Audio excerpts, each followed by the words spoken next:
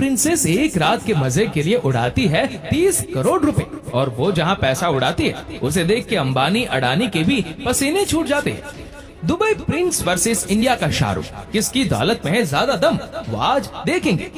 Dubai king की लाडली शहजादी, जो ना तो इस्लाम के नियम कानून को मानती है और ना ही अपने पिता के कानूनों को। हम बात कर रहे हैं दुबई की सबसे खूबसूरत शहजादियों में से एक, शेख मोहम्मद की बेटी शेख मायरा के बारे में। मायरा दुबई की पहली ऐसी औरत है जो हिजाब ना पहनकर बड़े बड़े इवेंट्स को अटेंड करती है। शेख मायरा के पास इतना पैसा है कि बॉलीवुड के सभी एक्ट्रेसेस की दौलत उनके सामने फीकी पड़ जाती है, और मायरा ने सिर्फ एक रात के मजे लेने के लिए पूरे 26 करोड़ रुपए उड़ा दिए, वो भी इसकी गोद पर बैठने के लिए। दरअसल मायरा के पास दुनिया के सबसे बेहतरीन 11 घोड़े हैं, जिनकी कीमत करोड़ों में।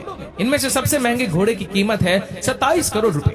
इन घोड़ों का ख्याल रखने के और इनकी गोद में बैठने के लिए वह हर साल करीब 30 करोड़ रुपए उड़ाती है। उनके पास 18 करोड़ की फरारी है। उनके एक ड्रेस की कीमत 66 लाख रुपए, और इसके साथ वो 2 करोड़ रुपयों का हैंडबैग भी इस्तेमाल करती है। मायरा अपनी पढ़ाई पूरी करने के बाद वह अपने पिता के साथ दुबई के डेवलपमेंट में लग गई थी। यही कारण है कि आज उनकी एक साल की कमाई करीब 7200 करोड़ रुपए मानी जाती है, जो हमारे भारत के रतन टाटा जी की दौलत से भी कई गुना ज्यादा है। और इसी भारत के सुपरस्टार शाहरुख खान के पास इतना पैसा है जिससे वो केजीएफ स्टार रॉकी भाई को 10 बार खरीद कर 20 बार बेच सकते हैं। और अगर 100 लोग एसआरके का पैसा गिनने बैठे तो इसे गिनने में 1 साल लग जाएगा, क्योंकि वो दुनिया के दूसरे सबसे महंगे एक्टर है और उनसे मिलने के लिए उनके फैंस तरस जाते हैं। और शाहरुख की एक मूवी करने का 100 करोड़ रुपए चार्ज करते हैं। बात करें शाहरुख की नेटवर्थ की, तो ये करीब 12,000 करोड़ रुपए। शाहरुख का ज्यादातर पैसा घरों को खरीदने में जाता है। उनके पास दुबई के साथ साथ लंदन में भी आलिशान घर है। भारत में वो अपने परिवार के साथ मन्नत नाम के घर में रहते हैं, जिसकी कीमत 200 करोड़ रुपए से ज्यादा मानी जा रही है। साथ में अलीबाग में उनके पास 259 करोड़ रुपए का घर है, जो देखने में घर नहीं बल्कि कोई आलिशान रिसोर्ट लगता है। साथ ही दुबई में उनके पास 20 करोड़ का सिग्नेचर विला भी है।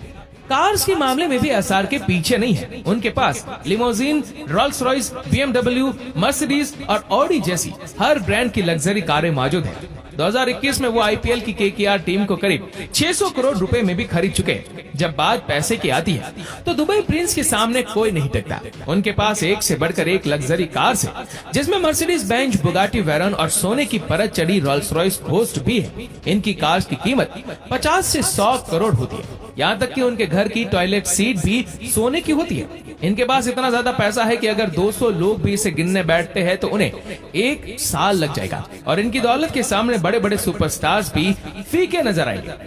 उनके पास एक 6000 करोड़ का लग्जरी यॉट भी है, जिसमें हर वो सुविधा है जो किसी 7 स्टार होटल्स में होती है। और शेख हमदान इसे सिर्फ 48 से 50 लोगों की पार्टी के लिए इस्तेमाल करते हैं। शेख हमदान सिर्फ पैसा उड़ाना नहीं जानते, बल्कि वो बहुत दान भी करते हैं। जब उनके घर किसी की शादी होती है तो 70 से 80 करोड़ रुपए तो ऐसे ही उड़ा दिए जाते हैं, और दुनिया के बड़े बड़े बिजनेसमैन को इनवाइट किया जाता है। खास मेहमानों को 2 से 3 करोड़ की कार्स और सोने की अंगूठी दी जाती है। दुबई प्रिंस को बाज बहुत ज्यादा पसंद है। एक बार जब वो फॉरेन ट्रिप पर गए तो अपने साथ प्लेन में 80 बाज लेकर गए, और पूरा प्लेन उन्होंने इनके लिए बुक करवा दिया। दुबई प्रिंस को अरबी घोड़े बहुत पसंद है, और जब इनकी रेस होती है तो इन पर वो करोड़ों रुपए उड़ाते हैं। उनकी नेटवर्थ आज के समय पर 6.5 बिलियन डॉलर है। दुबई प्रिंस जितना शानो शौकत से अपनी जिंदगी जीते हैं, उतनी ही शानो शौकत से बनाया गया बुर्ज खलीफा आज दुनिया की सबसे ऊंची इमारतों की गिनती में नंबर 1 पर आता है, जो सिर्फ दुबई को बाकी देशों के मुकाबले एक अलग पहचान ही नहीं देता, बल्कि इसको बनाने का कारण कुछ और ही है। दरअसल 1990 से 2000 के बीच इस समय में दुबई अपने देश के डेवलपमेंट के लिए सिर्फ और सिर्फ पेट्रोकेमिकल्स और फिश एक्सपोर्ट्स के ऊपर ही निर्भर था, जिसकी वजह से वो अमेरिका, चाइना और रशिया जैसे देशों के मुकाबले बहुत ही पीछे था।